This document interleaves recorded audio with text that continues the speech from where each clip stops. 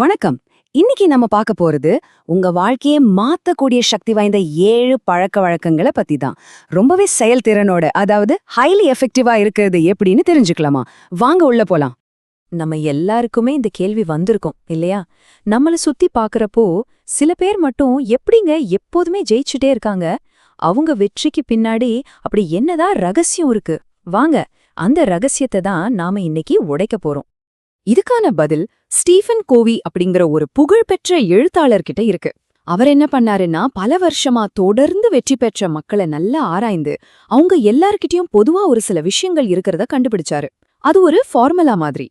அவர் கண்டுபிடிச்சது ஒன்னும் பெரிய ராக்கெட் சயின்ஸ் இல்ல.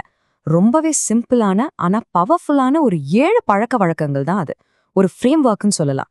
யார் வேணும்னாலும் இதை ஃபாலோ பண்ணலாம். இந்த பயணத்தோட முதல் கட்டம் தனிப்பட்ட வெற்றி, அதாவது பிரைவேட் விக்ட்ரி. வெளி உலகத்தை ஜெயிக்கிறதுக்கு முன்னாடி முதல்ல நமக்குள்ள நாம ஜெயிக்கணும் இல்லையா? மாற்றம் நமக்குள்ளேருந்து தான் ஆரம்பிக்கணும்.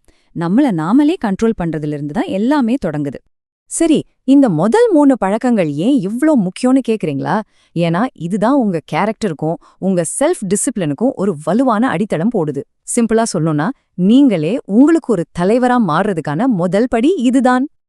அப்போ அந்த முதல் 3 பழக்கங்கள் என்னென்னு பார்க்கலாமா? 1. பி ப்ரோஆக்டிவ், அதாவது உங்க வாழ்க்கையோட கண்ட்ரோலை உங்க கையில எடுத்துக்கிறது. 2. Begin with the end in mind, அதாவது நீங்க எங்க போகணும்னு ஒரு தெளிவான இலக்கோட ஆரம்பிக்கிறது. 3. புட் ஃபர்ஸ்ட் திங்ஸ் ஃபர்ஸ்ட், முக்கியமான விஷயங்களுக்கு முன்னுரிமை கொடுக்கறது. இந்த 3ம் சேர்ந்தா அதுதான் செல்ஃப் மாஸ்டரி, அதாவது சுய ஆளுமை. ஓகே, இப்போ நமக்குள்ள நாம ஜெயிச்சாச்சு. அடுத்த லெவல் என்ன? அதுதான் பொது வெற்றி, அதாவது பப்ளிக் விக்ட்ரி. இப்போ மத்தவங்களோட சேர்ந்து எப்படி ஜெயிக்கிறதுன்னு பார்க்க போறோம். நம்மள நாம சரி பண்ணிக்கிட்டதும் அடுத்த கட்ட பழக்கங்கள் நாங்கிற எண்ணத்துல இருந்து நாமங்கிற ஒரு பெரிய சிந்தனைக்கு நம்மள கூட்டிட்டு போகுது. இதுதான் டீம் ஒர்க்குக்கும் ட்ரஸ்டுக்கும் அடிப்படை.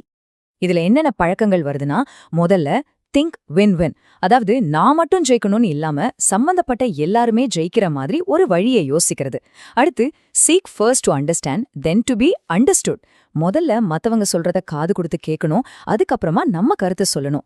கடைசியா சினர்ஜைஸ், அதாவது 1 2 இல்ல, அது 11ன்னு காட்டுறது. டீமா சேர்ந்து வேலை செஞ்சா பெரிய விஷயங்களை சாதிக்கலாம். இதுதான் உண்மையான கொலாபரேஷனோட திறவுகோல். இப்போ நாம கடைசி ஆனா ரொம்ப ரொம்ப முக்கியமான ஒரு பழக்கத்துக்கு வந்துட்டோம். இத வெறும் 7வது ஸ்டெப்பா மட்டும் பார்க்காதீங்க. இதுதான் மத்த 6 பழக்கங்களையும் உயிர்ப்போட சக்தியோட வச்சுக்க போற இன்ஜின் மாதிரி. அந்த 7வது பழக்கம்தான் ஷார்பன் த சா, அதாவது ரம்பத்தை கூர்மைப்படுத்துதல். இதுக்கு என்ன அர்த்தம்னா, உங்களை நீங்களே தொடர்ந்து அப்கிரேட் பண்ணிக்கிறது. உங்க உடல், அறிவு, உணர்வு, ஆன்மான்னு எல்லாத்தையும் ரீசார்ஜ் பண்றது. அப்போதான் மத்த 6 பழக்கங்களையும் நீங்க தொடர்ந்து செய்ய முடியும். அப்போ இந்த 7 பழக்கங்களையும் ஒன்னா சேர்த்து பார்க்கும்போது நமக்கு ஒண்ணு நல்லா புரியுது. வெற்றிங்கிறது ஏதோ திடீர்னு வர்ற விஷயம் கிடையாது. அது ஒரு சிஸ்டம், ஒன்னோட ஒண்ணு தொடர்புள்ள திட்டமிட்ட ஒரு அமைப்பு. கடைசியா நம்ம மனசுல பதிய வச்சுக்க வேண்டிய ஒரு முக்கியமான விஷயம், வெற்றிங்கிறது அதிர்ஷ்டம் கிடையவே கிடையாது. அது பழக்கம். ஆமாங்க, வெற்றிங்கிறது வேற ஒண்ணும் இல்ல, நாம திரும்ப திரும்ப செய்யற நல்ல பழக்கங்களோட மொத்த உருவம் தான். இப்போ கேள்வி உங்ககிட்ட தான். இந்த 7 பழக்கங்கள்ல உங்க வாழ்க்கையில ஒரு நல்ல மாற்றத்தை கொண்டு வர நீங்க முதல்ல எந்த பழக்கத்தை கையில எடுக்க போறீங்க? யோசிச்சு பாருங்க. உங்க பயணத்தை இன்னைக்கே தொடங்குங்க.